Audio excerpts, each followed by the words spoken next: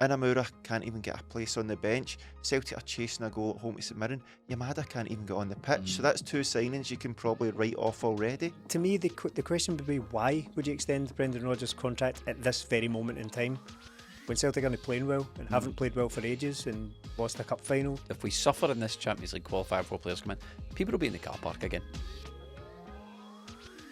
What is going on with Celtic transfers? That is this week on 20 Minute Tims. I'm your host Jamie, and joined by Stephen. What's happening? And Melly. Yes. Brendan Rodgers is sick of it. He says he's sick of talking about transfers, Stephen.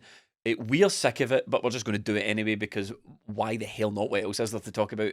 Yeah, to quote Biff Tannen in Back to the Future 2, there's something very familiar about all this, isn't it? We rewind 1 year, I think it is, to when Brendan Rodgers was saying that he doesn't want to get into the negativity of talking about transfers. Fast forward a year and he's absolutely sick of talking about them. Unsurprisingly, really. It's a weird thing for a football manager to say, isn't it, during a transfer window? I'm sick of talking about transfers. To be fair, Brendan, do a transfer then. Yeah. I do one then. To be fair, it is only 2 months out of the entire football season we're going to be talking about this. The rest of the time, Brendan, we're going to be talking about your contract.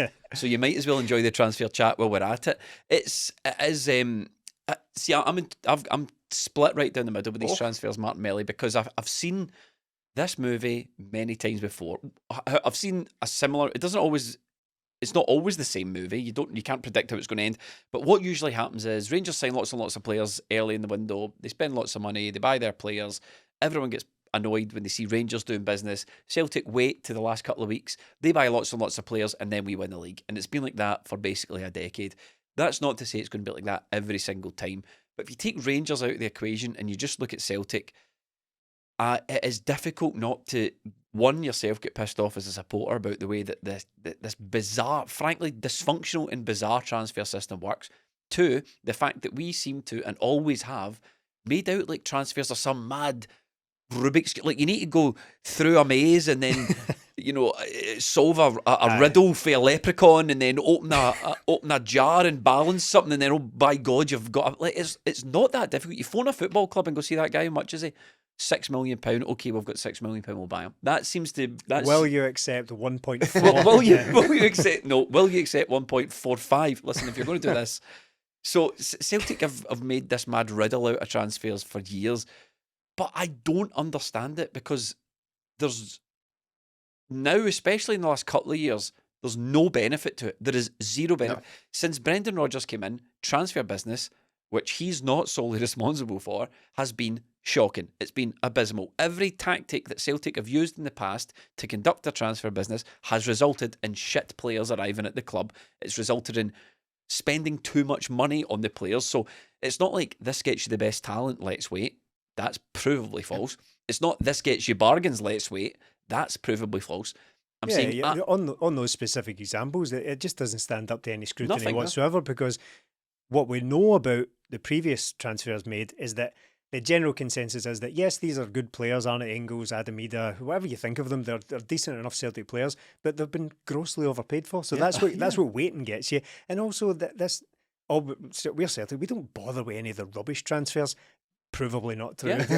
We don't bother with all these rubbish. Anybody can go out and buy rubbish players. We are waiting for the quality, yes, but that pool of quality is ever dwindling. That's ever diminishing, as well as other clubs are just picking off all these players. So whatever's left on deadline day, as we're running around with our arses on fire, who knows? But these tactics, you're absolutely right, are proven to be completely false. And because the CEO is a mute, and yes, we don't know what that's the problem. Yeah, we don't know what maybe that's the problem. We don't know what the plan is, so you're left going, right, okay, so waiting doesn't guarantee talent. Waiting doesn't guarantee best value. What waiting does do is increase the risk of starting the season poorly. What waiting does do is increase the risk of not qualifying for Europe when you've got qualifiers. What waiting does do is reduce the amount of actual training time without games that the new players can spend with the team. And potentially dropping points as well. It came very close. Dropping points. Yeah. So and what waiting does do is piss off the manager. What waiting does do is piss off the fans. So you're like, this is just a mad game that Celtic have invented, that they've tried to gaslight everyone into thinking is the best way to do it. They're very good at it, though. This game they've created, they win it every single time. If the aim is to piss off the manager and the fans, job done again, lads. They've got 100% record at that, haven't they? But like you look back, Brendan Rodgers' first summer, and we're still dealing with that. We've managed to ship out most of them. Have gone now. I think it's only Yang and Bernardo still here, and even then, excuse me, Marco Tilio is still on the books. Through default, rather than anything. So's Yang. Yeah, exactly. These guys would all probably be shipped out if we could afford to ship them out. But Brendan Rodgers needs bodies, as he said. Yeah. And then we've got the January where we didn't buy a left back, a single left back. We couldn't get any. Last summer we overpaid, and then January there we sold our striker and we couldn't get in a body. And now we're sitting here at the start of August with the season kicked off. We got in a few players towards the start, and you think, right, okay, we get it. We've sold Kuhn now. And no matter what you say, Brendan Rodgers, it's always that go into the transfer window stronger than you went into it. And it's not going to happen now. And for me, when Jamie, you were talking there, that all sounds waiting and doing this and doing that. But for me, it just goes back to the fact that there is no plan. Because Celtic knew, from Brendan Rodgers said, there was interest in Kuhn from January. Celtic knew from about this time last season that Kyogo wanted to go. We managed to keep him till January. So surely you should be acquiring targets for who you're going to bring in to replace them. We have now got to August, the start of August, when the season is kicked off, and we have been unable to bring in players. So any player Celtic get now, I will be sceptical about how far down the list they are. If they would even, I don't even think him they would get now will be on an original list. It will be who's available. That's not how big football teams run. We've seen with Hearts, with Tony Bloom and all that, teams are preparing for each individual player leaving and having things ready. We are preparing for players leaving by doing nothing. I think what's so telling to me, Stephen, is this thing with Kyogo, where last summer we know Kyogo wanted to go. In that year, Kyogo has managed to identify a club that he wants to move to, facilitate that move, realise it's not working, facilitate another club he wants to, get that move. It's required 2 clubs identifying Kyogo as the player they want to get in the door, and we seemingly have still not identified the replacement for the guy in 12 months. And it's the same story with Nicholas Kuhn. We found Nicholas Kuhn. He wanted to go in January, which might explain maybe the performance drop off. But he said, I knew this was about in January. Again, we're still trying to replace him, and I don't particularly buy into the necessarily, we lost X, so we must distinctly replace X, because you could do that going all the way back to Paul McStay. We never replaced him. But in the example of Kyogo and Nicholas Kuhn, you can see directly that these are 2 players who contributed massively to Celtic's success. We sold them and we've not replaced them, and it's just like for like. They are key positions that the manager's identified. Kuhn's a Brendan Rodgers sign as well. Yeah. So he obviously okayed that one, liked him, played him enough, got goals and assists from him. We've sold him on for profit, and now we're sitting here going, we need to replace the guy that we brought in because the manager wanted him. Now we've nothing. And in the specific case of Kuhn is whatever anyone thinks of him, he was a Champions League performer for Celtic. He was a guy who fitted the physical profile of what we need in the Champions League. Now, when it comes to talking about the physicality of players, we are always talking about just general size, bulk, weight, power, all that sort of stuff. But speed is very, very important. Pace and power, that's all Brendan Rodgers talks about. When it comes to that level, we need fast players, and we've just got rid of one of the fastest players in the team. And I appreciate that it's not as easy as just go out and sign a direct, as you say, a direct like-for-like replacement every single time. But there are key physical elements that we are now lacking. We spent 2 seasons now talking about this lack of power and pace in the team. And now we've lost. Maybe there was chat that Kuhn was, if not level, if not possibly faster than Daizen. We've lost arguably one of the 2 fastest players in the team, and we've just not replaced it. We've got a 34-year-old coming in and play, who was excellent at the weekend. Right? He was excellent. He's good at what he does, but we can't have 60 games of that. We can't have 60 games of a 34-year-old right winger. Yang, I'm sorry, he's never going to cut it. That's 2 seasons of him now. He's still the same player as largely when he signed, and I don't. If it's probably just yet another failing of Celtic that he's even still at the club. He and Tilio reportedly had some moves lined up, and we've sort of stood in the way of these poor boys' careers and just went, no, we're ruining your time as well. So if the aim is pissing off the players, manager, and the fans, you forgot that one, so we've ticked that box as well. You might say that, well, tough. It's their job. They're contracted to Celtic, so they have to play. Yeah, that's definitely true. But it's just poor management from every single angle that we're still playing players who probably should be gone. But the Kuhn replacement is absolutely crucial to any attempt at playing in the Champions League. We need speed in there. We feel the need for speed on the wings, particularly. Brendan Rodgers mentioned it at the end of the season in a sort of fans forum, didn't he, that he wanted a winger. That was the first thing he wanted. This is before MD left, and we're now before looking... Jota get injured for 9 months or whatever as well. So we're looking at positions going, we need this, we need that. And I can only go back on what Brendan Rodgers keeps telling the whole time. Look, he's a high-quality manager. He's been about. He knows what it takes to perform at the level. He spoke about Engels and Trusty and Ida. Look, they brought us this sort of profile of physicality we needed in the Champions League. It helped us out.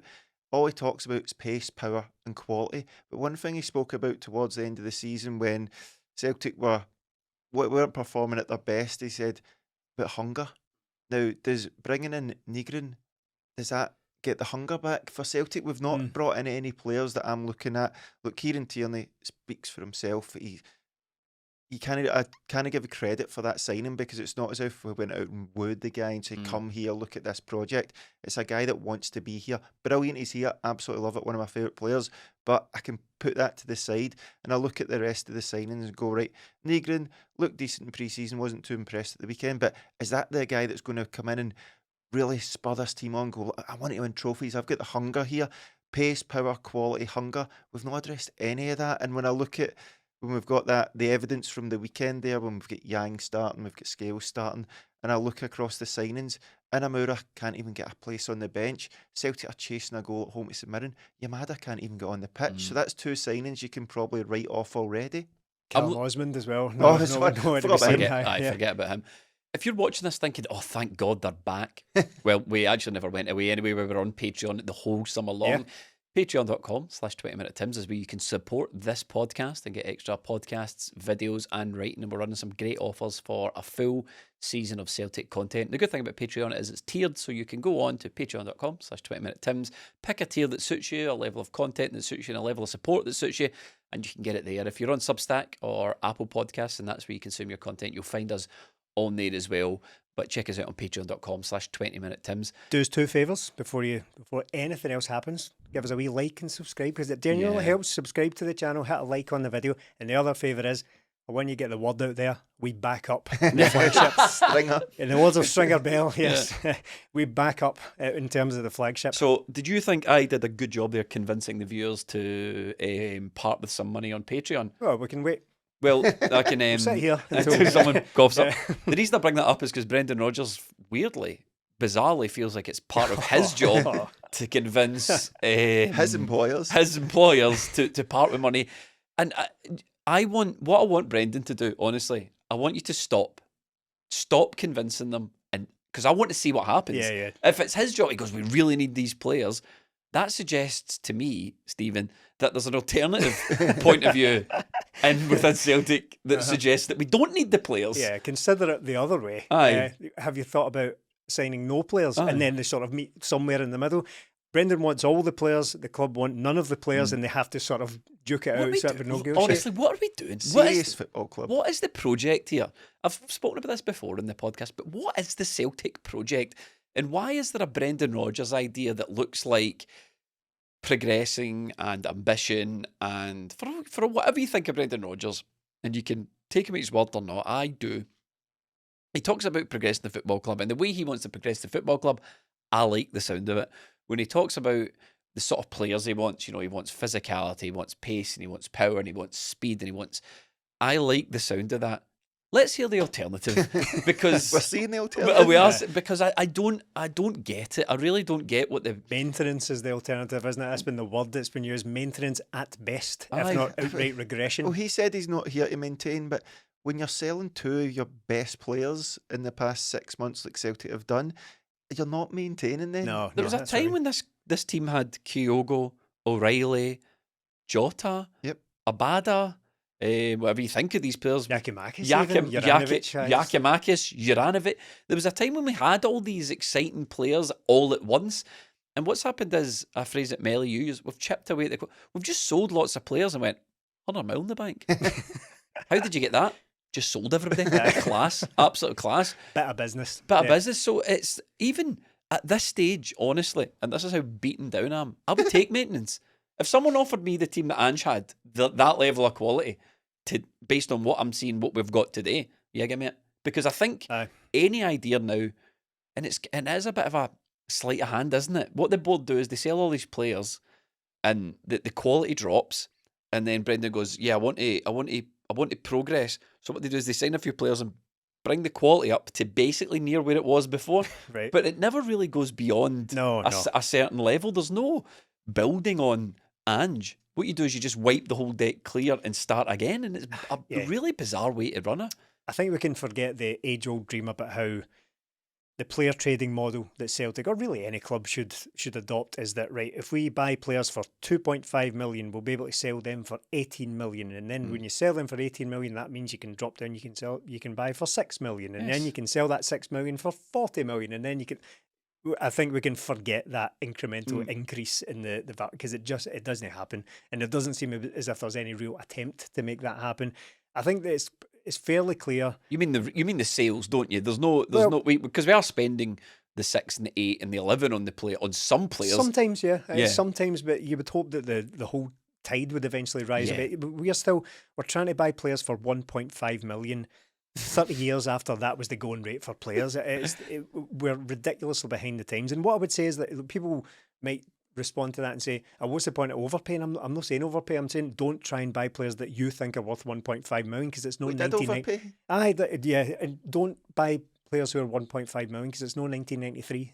That's not going to move the needle of the Celtic team.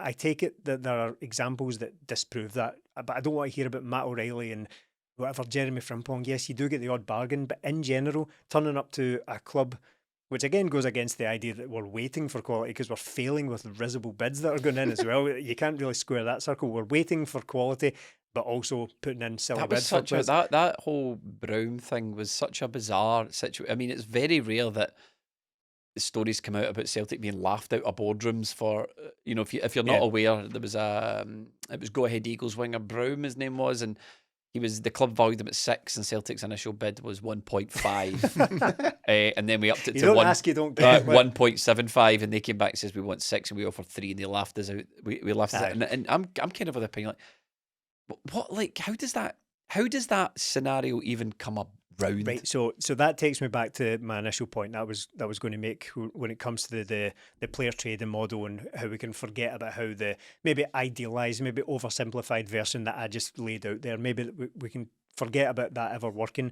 But I think that it's fairly clear that Celtic, for whatever reason, I'm not sure why, cannot seem to operate at the right level that is going to push in the way that Brendan Rodgers wants to. Now, that's not. I think they find it hard to step into a certain level above a certain threshold of player purchases when it comes to the proper quality that's going to improve Celtic in a Champions League. I'm not saying go out and sign ready-made Champions League players, because that's virtually impossible. If they're trying to sign £2 million players, Champions League players go for 40, 45, but better players than we're currently going for.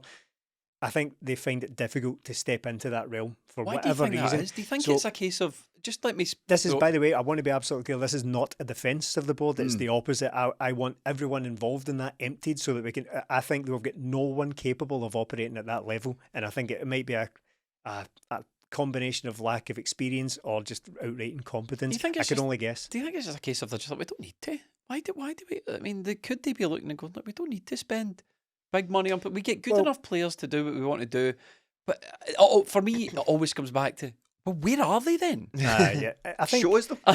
Buy them then. While me saying that I find it that Celtic find it difficult to operate at that level is not a defence. Where I would maybe say the board, again, I'm not going to say they get it right or defend them in any way, but I think that there has to be a realistic expectation of where Celtic can go. So I'm not saying Brendan Rodgers asked for this, right? But Brendan Rodgers wanting to do something in the Champions League is Celtic kind of go out and spend £100 million that would guarantee that Champions League progression. There is a ceiling to this, unfortunately, and we might have already seen it. We might be able to get a good draw and go through an extra round, but at that point we're we're very unlikely to go any further than the competition like the Champions League than we already have. So I do get that, well, Brendan Rodgers might want this like Champions League team and he might want to progress, but we can't afford that. I reject that notion entirely, and I'll tell you why. Because what we are trying to build here shouldn't only be measured on how far we go in the Champions League. No. You should be trying to build, and people, this is it. I think there's been a lot of lost focus on this. Like, well, how much further can you expect to go in the Champions League? I don't care. I don't care if we don't make the Champions League on this occasion or one. What you're trying to build here is the best football team you can build with the best players. And shit happens sometimes, and you get a bad Champions League draw, and you go out, and then the board's justification or people's presumed justification of the board is, well, look, we didn't get any. We made the final stages last year, and this year we didn't even qualify. I honestly don't care that much. What I want, Melly, is the best team. This is the beginning and end of Celtic's transfers for me. The recruitment. What is the best left back we can afford? Kieran Tierney, we can probably get a deal done for him. Brilliant, go buy him. What's the best left winger we can afford? We've spotted this guy, £6 million. Okay, we can afford him, go get him. And then you build an excellent team and you put a good manager in charge of that team of excellent footballers, and off you go in your season, you see what you can do. Right now, what we're trying to do is, it's like Celtic is like an experiment in cost cutting.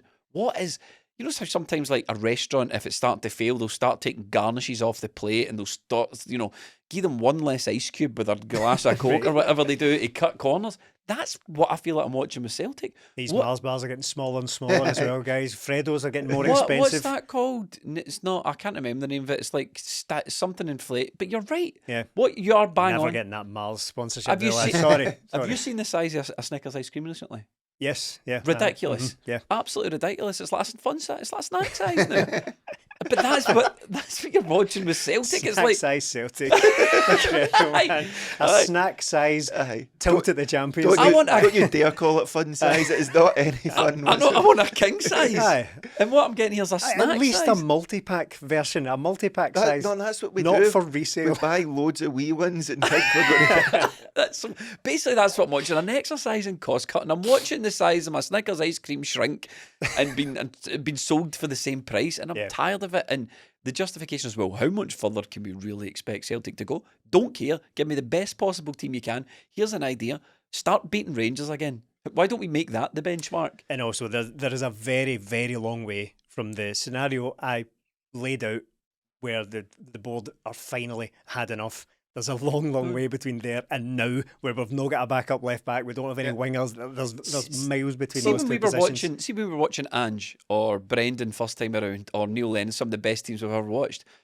Okay, we weren't that great in the Champions League, but it was a good team, and they done very well in the league, and no one was going, we spent all that money and we're not qualifying for the we're not getting further in the Champions League. That is an aside. That's a garnish. You want it, yes. It's a good occasional measure to see where you are, but the Champions League being the be all and end all for how good a Celtic team is honestly boring to me. I just want the best players on the park and the best manager in charge of them, and it's really that simple. It seems simple to us, but we're watching this here and I don't get it either. I think when we look at Celtic, we seem to be going back the way, and not the players regressing or anything like that, but we sat here years and years ago bemoaning the fact that we're £2 million players. We're not going to get anywhere with them. We're down at 1.5 million now. And again, it looks like we look across the transfers so far. You'd have been as well not buying your Maeda and Namura and Callum Osmond, because the manager doesn't even see fit to bring them on at a home game against St Mirren. So maybe they'll go on to be decent players. But push comes to shove right now, if you were to say to me, are they going to make any sort of mark at Celtic? You go, probably not. Absolutely not. And look, Stephen's right, we're looking at this, but when you're Celtic, for me, it's all about control the controllable. Control what you can. Now, Jamie, you sat and just said about, look, I don't know about Champions League progression, and you can't control the draw. No. But we sat here and watched that Bayern Munich game and thought, we were a player away from taking them to extra time, possibly one or two more options. The fact that if we might have had another striker that could have come on, it might have made a difference. We could have taken them to extra time, and then who knows what happens. You might have been out, or you might have taken them to penalties.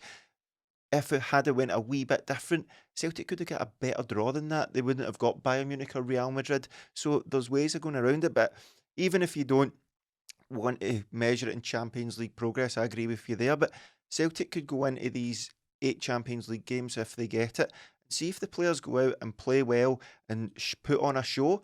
Surely if you've spent money on quality players and they get seen on that stage, they're going to get taken on by other players, and you're going to recoup more money because you're selling. Maybe you don't just sell Kuhn, maybe you sell 2 or 3 players.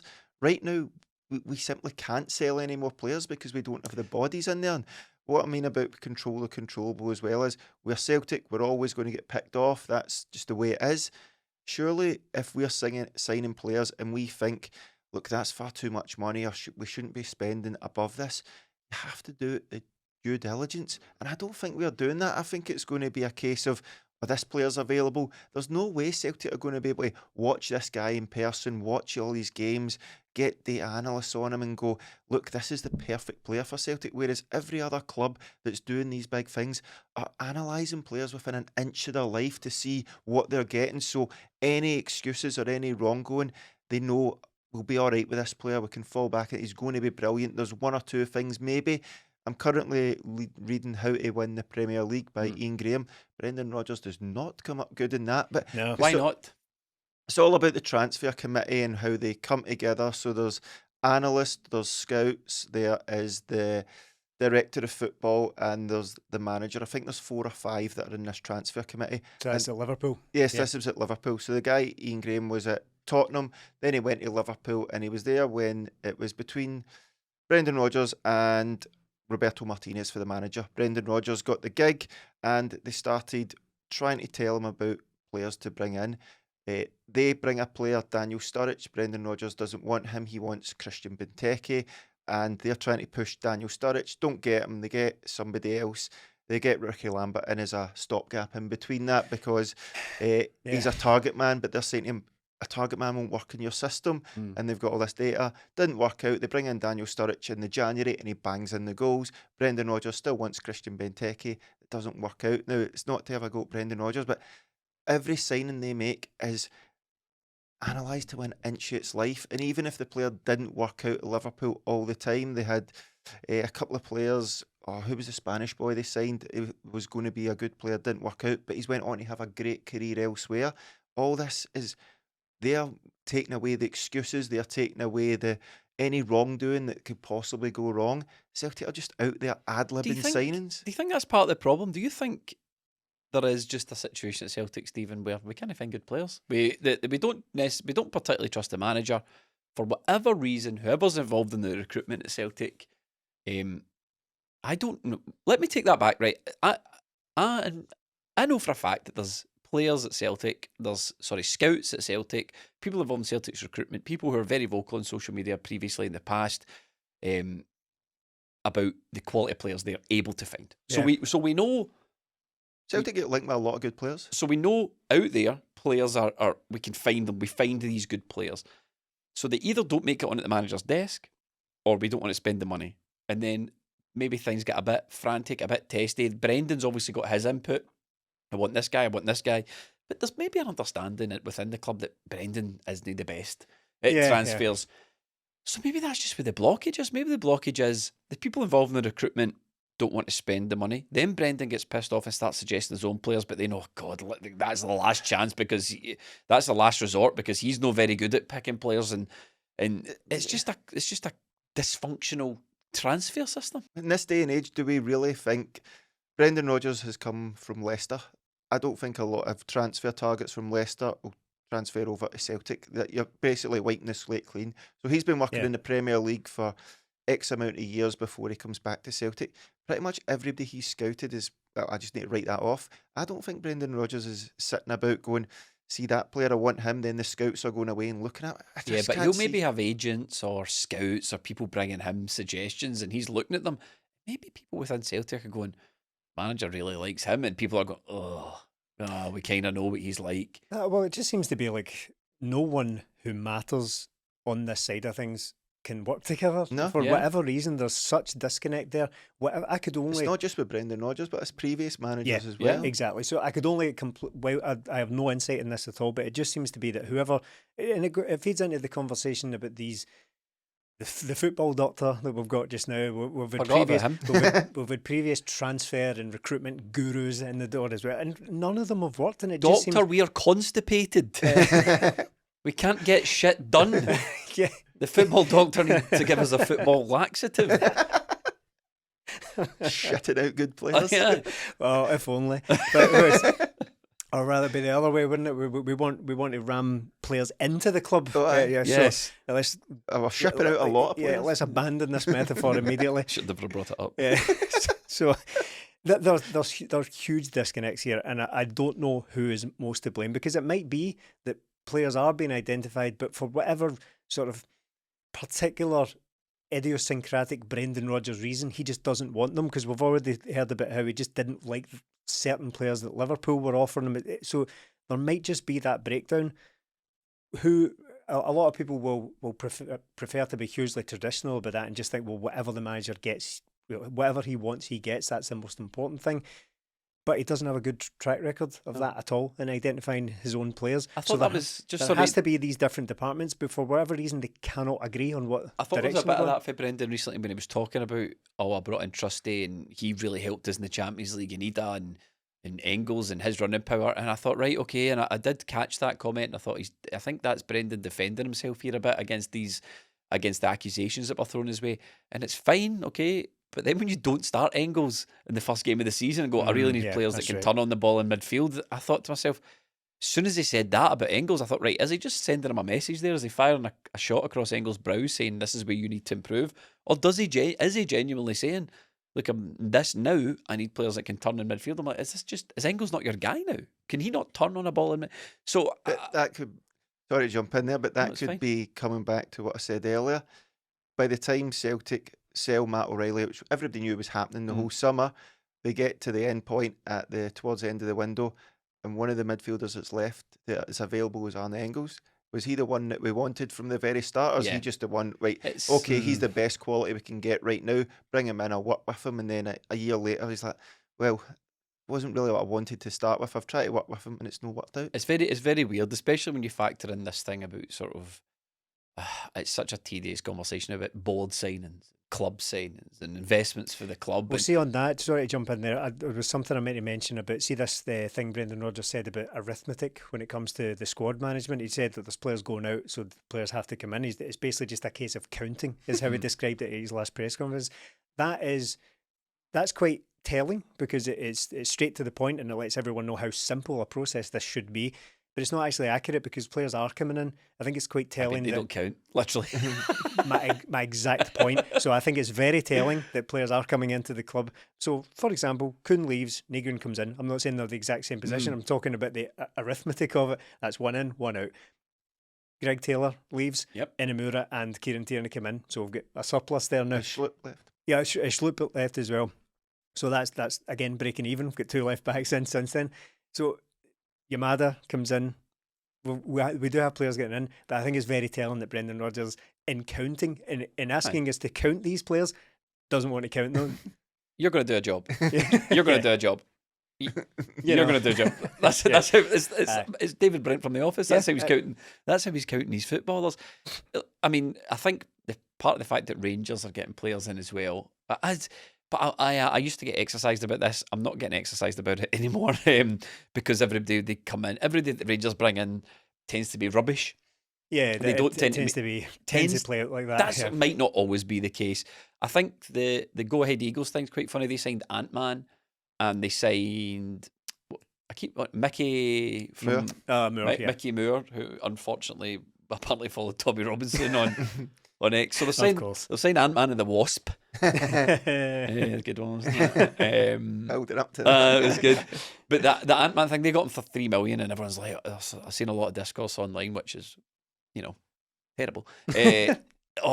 Celtic we're flopping, and they're like, yeah, but the difference between us is we went in with £3 million to buy a winger from Go Ahead Eagles and got laughed out the building. They went in with $3 million to Go Ahead Eagles and got the winger. So that kind of tells you where the value lies. Go ahead. Wanted 6 million for one winger and 3 for the other, and Rangers got the cheaper guy. What I'm saying is, either that or Celtic offered 0.7 for the 3 million one. Yeah, that's true. That's true. I suppose what I'm saying is, said, right, this guy's 6 million, but we could give you that guy for 3 million. Have you thought about 600 grand? Yeah. And we get laughed out again. Well, you could be right. Yeah. I didn't consider that. But the point I was making there was, just because Rangers are signing all these players, I'm not particularly necessarily worried about it. No. But that being said, they are still doing it. They're still bringing in footballers that are going to contribute to the first team. Here's a position we need to fill. We've filled it. Yeah, here's another position we need to fill. We've filled it. And it's Hearts are doing it, Aberdeen are doing it, Hibs are doing it, Bruges are doing it, Monaco. Every club in Europe right now is, I was going to say something really gross, but they're really deep into their transfer business, you know. We're giving teams players willy-nilly as well. Well, you could, if you wanted to do that, you could. They're really deep in the transfer window, and we're just like kidding on. It's really, really difficult to do. It's so bizarre. I mean, we can't even announce players. We know for a fact that we've got a centre-half, and he was at the game on Saturday. It's now Monday. Brendan spoke about him on Friday, I think it was, at the press. Still not announced. Yeah. Well, let's not talk around him. What's his name? Jamai Simpson Poussey. Yeah, well, don't say it like that. Yeah, never ever again. Yeah, the guy has the worst name in the world. Yeah. So we're going to call him JSP. But that is bizarre. It's weird, isn't it, Stephen, to have him more or less confirmed on social media by everyone else. Turn up at the ground in a Celtic tracksuit, no less, in the stadium, get photographed there, and we've sitting beside Jota as well, sitting in the director's box beside our other players, and still no announcement on it. Hopefully, by the time we might get gazumped, by the time this drops, it might have been announced at 6 o'clock tomorrow morning or whatever. But it's very odd because everyone has known about this one for at least a week or two, maybe. Do Rangers worry you? Well, that goes back to the conversation. There's a lot. I mean, we have not really discussed Rangers on much of the Patreon stuff either. Yeah. And now the season's kicked off. We see the shape of their team. I watched them against Motherwell just to try and figure out the way they're going to approach the game. They've got a new manager. Does any of it worry you? Worry is the wrong word. I think when we talk about what you said there about how you're not worried about what Rangers are doing just now, I agree with that, but it's not out of complacency. It's just that we need to fix our shit first. We need to deal with our problems before we start worrying about Rangers. I think that as hilarious as it was that they dropped points yet again on the first day of the season for the third consecutive year, there is a threat there. Whether it plays out that they're just completely disastrous again, I'm not really interested in just now, because that will happen one way or another. But at the moment, they are at least trying something. They are changing their tactics for trying once. Their manager's patience. That's exactly what they're doing. Yeah, but they're changing the way they play football for once. How often have we sat here and slagged the fact that they keep changing managers, and every time they start playing, it's just hoofball. It's just Connor Goldson, or swap out one centre half, John Suter, just hoof it up. You did hear his comments, didn't you, at the weekend? Yeah, I did, and I heard the argument from Chris Boyd and Chris Sutton over whether he was right to do that to his players. Now, what he has done is, I mean, he's thrown his players under the bus. I hate that term. Remember, no one ever get thrown under the bus, and then everyone was getting thrown under the bus all of a sudden, and that was just the way we said that. But players went under the bus, and then he said, but I'm not blaming the players. He did the Steven Gerrard thing of blaming his players, but then saying, but I'm not blaming the players just yet. But what he has done is he does have a whiff of the bullshit about him. Yeah, I've got to admit it. He's questioned their attitude already, and they're talking about sort of complacency and arrogance and all that type of thing, about not willing to run. And I'm like, well, yes, it's possibly Chris Sutton and Chris Boyd had the debate over whether it was right to do this quite so early on, and it is remarkable doing that after one game, or one domestic game anyway. But to me, that's the wrong conversation, because I don't think there's any debate. I don't think there's any dispute over whether the players have had a stinking attitude. That's the thing. That's this thing that's synonymous with Rangers for the past several years, the loser mentality and all that. No one's debating that. But where I would wonder about it is that, everyone knows that. Everyone behind the scenes at the club, everyone involved at Ibrox knows that the players have got a stinking attitude and they've got a loser mentality and all that. You were brought in to fix this. Yes. Why you change a manager is to hopefully change the culture of the club, and he's just out there. This is like, it's like hiring a plumber, and all he does is come in, have a look at all the water in your floor, and just angrily lists all the things you've done wrong to get to this position.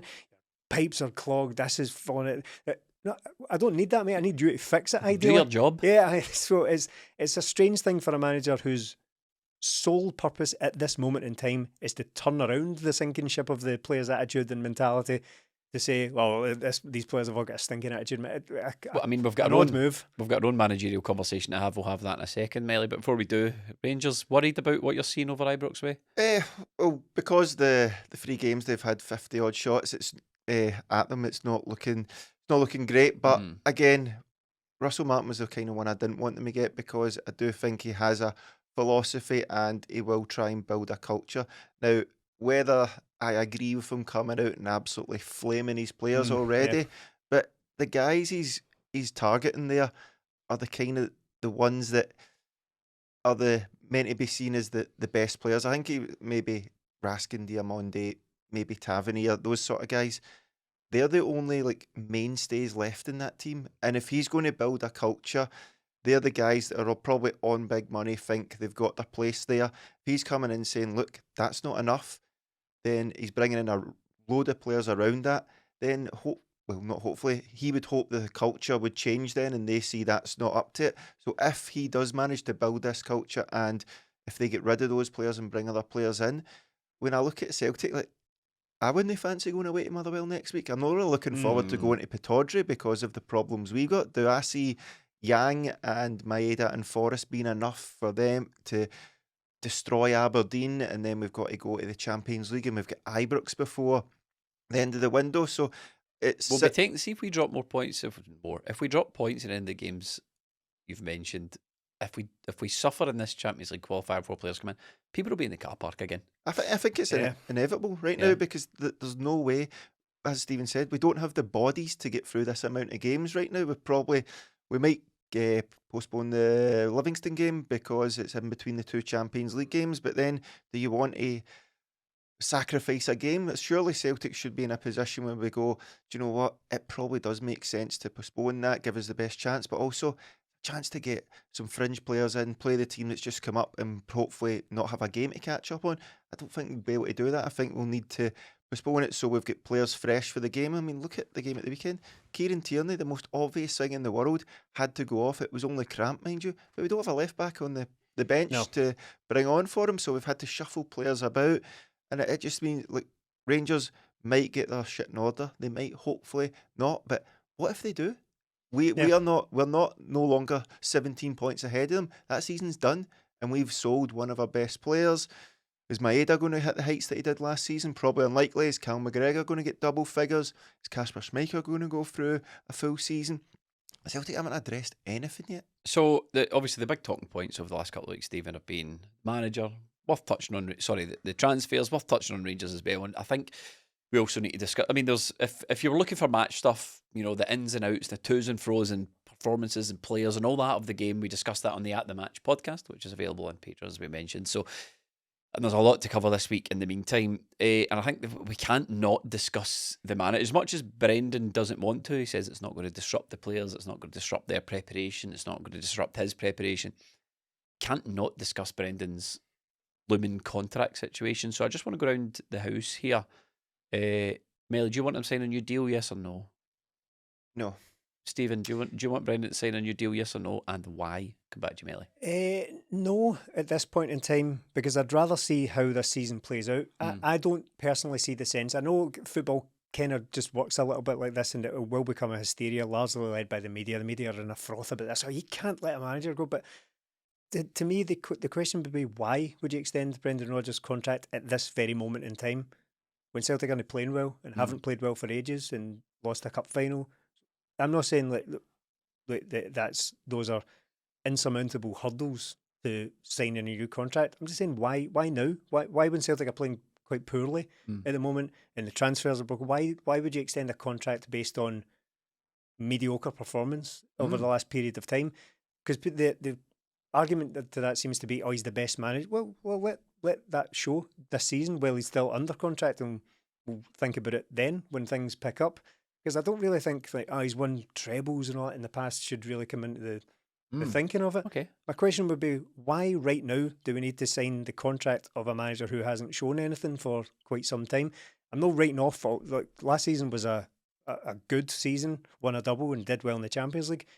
But most of that's before January, February. Talking about now, like, what's happening right now that would suggest that you need to go out there and give a manager 3-4 year contract? I don't see it. I'm perfectly happy to see how if Celtic start playing absolutely brilliantly in the next few months. Give them a new contract. I just don't know why just now, and I think people rarely think along those lines. I think they just think, well, brilliant manager, give him a new contract. It's risky though, isn't it? Because I suppose what the problem is if Brendan says to you, right, I want a new contract, and you say, well, to be honest, we'll see how it goes in the next few months. Brendan will go, okay. It's not like he's going to be out of options. So if he does start playing well and Celtic start motoring, there would be a groundswell of opinion to say, shit, we need to keep this guy. And then at which point Brendan would go, well, hold on, you didn't want to keep me 6 weeks ago, now you want to keep me now, so I'm going to go. Melly? A wee bit different from Stephen. I can't be bothered doing this again next summer. And I don't think it's going to change. And that's not to say I don't think Brendan Rodgers is a good manager. Not to say that I don't think Brendan Rodgers is probably the best man for Celtic. Like, if Brendan Rodgers was to commit for another 4 years, it might be good, but there's a fair chance it probably won't be, because it's just going to be this bickering again. And I'm not saying if we get another manager in, everything will be fine, but I can't go through another summer next summer and think, right, we're bringing players in, the manager's going to say about quality again. Can he keep going on like this? And that's not me saying Brendan Rodgers has to go, he's the problem. The problem isn't going to change. The problem is the board level, the recruitment, but that's not going to change. So is keeping a manager on who's going to be fighting tooth and nail, having to convince people, talking about maintenance, talking about, I'm not the man if you're going to progress. This club doesn't want to progress, so there's no point having Brendan Rodgers. That is the most depressing thing I've ever heard on a Celtic podcast. Honestly, it's defeatist nonsense. But where's the evidence to show that this club wants to progress? There is no evidence for that. But I mean, that's a different argument, though, isn't it? Because if Brendan Rodgers is here saying, "Look, I'm a good football manager. My track record at Celtic is excellent.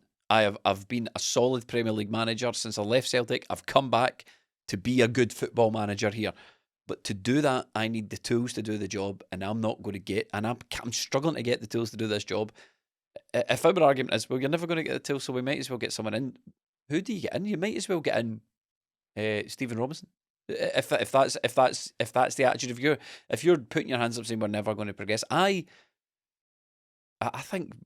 do think we need Brendan Rodgers. I think the reason that Celtic are doing as well as they are at the moment is because of Brendan Rodgers. And I think he's the one pushing the standards. And I agree, you can say not much is going to change, but if Celtic lose a good manager and we don't get the players in and he doesn't get it, fans are going to go apoplectic at this, because we're not, I mean, we're not prepared to see the chip in the way of the success. If Rangers beat us in the first game of the season, the messaging towards the board needs to be, you've not given him the players. You've not even offered the guy a new contract.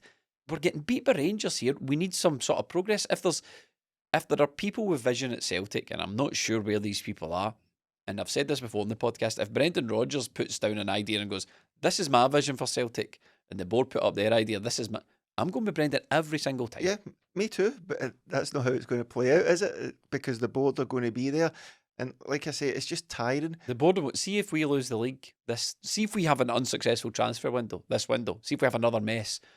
The chief executive needs to go. And that's not me just flippantly saying, "Oh, he needs to." This will be the third failed summer window. It will be 5 failed windows in total. You cannot possibly keep your job and fail there. You can't. He will. But I don't see it changing, because the guy moved up when Celtic failed last time. We didn't bring in somebody new. We brought in a guy who didn't want to do it or was there all along. Up the stairs so nothing changed. Peter Lawwell left and we thought, new beginning for Celtic. And then a couple of months later he comes back. It's the same people that are there.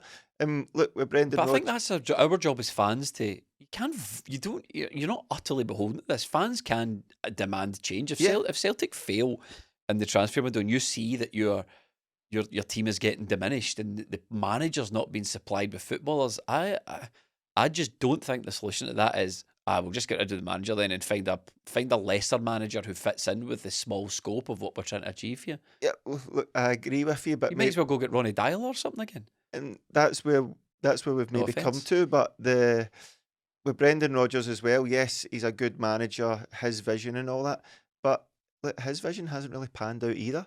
Celtic haven't been playing well. Celtic aren't a brilliant team to watch since this year, and that's not to say that Brendan Rodgers like he didn't have the players. He had all these players and he couldn't get a tune out of them from February to the end of the That's a season. better argument. So with that, I look at it and go, he's already at the start of August tired of talking about transfers. He only done his first real press conference last week and he's tired about talking about. So I don't see why stringing this out for another year and then giving him another contract is going to change things as well. If the football doesn't change, even though if you bring in a new manager, like you're saying, you always back the manager in the first window, don't you? You have to give the manager new players. The reason they always arrive with an idea of what they want, and it's later down the line that it falls and you apart. have to change, and it's usually after the second or third season where the manager comes in, makes big signings, they hit the ground running, you get a good team, and then Celtic start chipping away at it. This Brendan Rodgers, like Celtic haven't made a brilliant signing since Brendan Rodgers came back. It's so bizarre, and even with the fact that he's leaving, there's like no impetus seemingly from the board. Right. He's going. He might be going this. Let's get one good crack at this. There's no. When Ange came, there was this head of steam, this positivity. Let's back the guy. Brendan Rodgers has been given a raw deal, man. As far as players, as far as transfers go, yeah, he's had some big signings and they've no panned out, but it's not his fault they cost so much. It's the same people making the same bad decisions. It was a bad decision to pay so much for Adam Maeda. I rate Adam, and I think he's going to be a good footballer for Celtic. I think he needs a bit of encouragement and backing. But the decision to pay that much for him was the same bad decision as it was to sign Marco Telly for £1 million. Yeah. It just the numbers on the paper were different, but the thought process and the decisions were still bad. And I just think somebody thought Marco Telly was a good enough player for Celtic. Crazy. Absolutely crazy. And this player trading thing you're talking about, Stephen, I think looking at Kwon departing and Yang. What about Kwon? Everybody knew. There was not a single Celtic fan that thought Kwon was going to make it in any kind of way. No. Not a single competitive minute. He played in James Forrest's game. What was it, 2 years ago now? He played in his testimonial and he's still the best winger at the club. Incredible. Look, it's such a wide conversation. We're not going to get to the bottom of it on this single podcast, but we've got plenty of time to delve further into it as the season progresses. But what do you think the solution is to it then? Because there needs to, look, we're not living in an ideal world. This is going to get discussed every week. If things start to go, there'll be so many key things that are going to plug into this Brendan Rodgers contract. The players, if the window doesn't go well, we might stop talking about it for a couple of weeks. Window doesn't go well, all of a sudden we're going to be talking about it again. The players start to perform poorly. Is this because the manager's going at the end of the season? They lose against Rangers. We need to discuss. So with the best, you know what do we do? Go on Strattonback, do one of those reports he done that we never got. Yeah, that's right. Jesus. So I suppose I do need to live in the world that actually exists rather than the sort of ideal one that I would like it to be, because I do know that it's not as simple as just waiting until Brendan Rodgers picks up a bit of form with Celtic until you offer him a contract, because it is just going to be, as a word I used earlier, a hysteria around it. It doesn't have to be. Football just works like this somehow. It does. So I don't see any necessity to extend his contract. I think that I can see that football somehow, especially at Celtic, I could believe that Celtic have given him a 3-year contract and thought, we don't need to think about this ever again. And then we get to year 3 and they're like, we don't know what to do. But in the ideal world I'd prefer to exist in, this was a 3-year deal. Deal with it. Like, everyone's in this. It's not a surprise. We had 3 seasons, so season 3 should be no different to season 1. We should be going full throttle at every competition. Judging by the transfers, it's not different. Exactly, it's crazy. Well, we should. Sorry. Yeah, so season 3 should be no different to season 1. There should be absolutely none of this. Oh, but maybe we're better waiting to sign players because the manager's not going to. That's crazy, because you can't have it both ways. You can't say that Brendan Rodgers is terrible at recruitment, but also we're not going to give him any players because we're not going to give him his players because we need them for next season when he's gone. That doesn't make any sense at all. So I do appreciate that something has to come of it. It shouldn't really disrupt the players too much. I know there's a lot of that, and I know that people are like fearful of anything that happens that as if the players are made of glass. Can't talk about them in the media because they'll get all unsettled and want. The Daily Record mentioned Daizen Maeda, so that means he's going to pick that up and right, that's me. I'm going to Brentford. It doesn't work like that. The players. This isn't a young team. It's not like, glancing across the 13 or 14 players that you would think are of any use to the first team squad.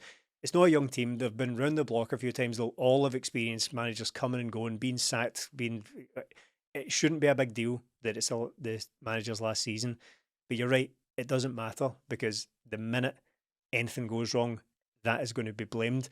So I hope that Celtic come to some resolution on it at some point, but I don't think it's going to happen because no one seems in any hurry, including Brendan Rodgers, to actually do anything about it. And we're basically just sort of stuck in this limbo and we're going to need to deal with it. Would it be a big deal if Celtic had, say, went out and they'd signed 2 wingers and a striker and we'd maybe got a left back we need to get towards the end of the window? If Celtic were ready for the season and primed, then you think, do you know what? Celtic are ready to assault the Champions League, get these qualifiers out the way. They're ready to go into this league, come what may. But because there's no transfers, it has to do with the contract situation. Well, there's going to be infighting. This is the mess we get ourselves into every second or third year with Celtic, doesn't it? It's players have gone, need to replace them, not replace them. Manager must be going.